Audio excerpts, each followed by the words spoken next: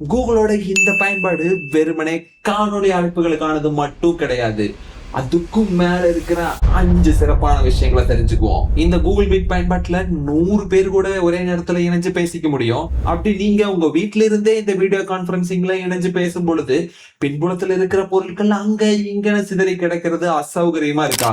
கவலையே வேணாம். Backgrounds and effects குள்ள போயிட்டு உங்க பேக்ரவுண்ட பிளர் பண்ணிக்க முடியும். அது மட்டும் இல்லாம காட்சியகம், கப்பல், கடற்கரை அப்படின்னு உங்க விருப்பத்துக்கு தகுந்த மாதிரி பின்புலத்தை மாற்றி மாற்றி அமைச்சுக்கலாம். கூடவே நீங்க பேசும்பொழுது உங்க முகத்துக்கான வெளிச்சம் பத்தல அப்படின்னு நினைச்சீங்கன்னா அட்ஜஸ்ட் ஃபார் லோ லைட் கொடுக்கும் பொழுது கூகுள் மீட்டே ஒளி அளவா உயர்த்தி உங்க முகம் பளிச்சுன்னு தெரியற மாதிரி காமிக்கும். அடுத்ததா எதிரில் இருக்கிறவங்க பேசுற ஆங்கிலம் புரிய மாட்டேங்குது அப்படின்னா இந்த சிசி பட்டனை கொடுக்கறது மூலமா சப்டைட்டில் கிடைச்சிரும்.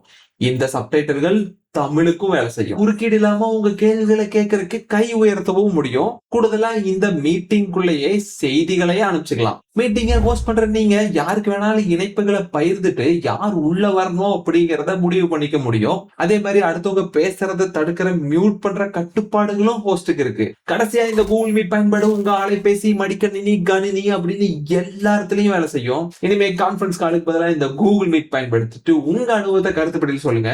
அதே மாதிரி கண்டிப்பா எங்களை பின்தொடருங்கள்.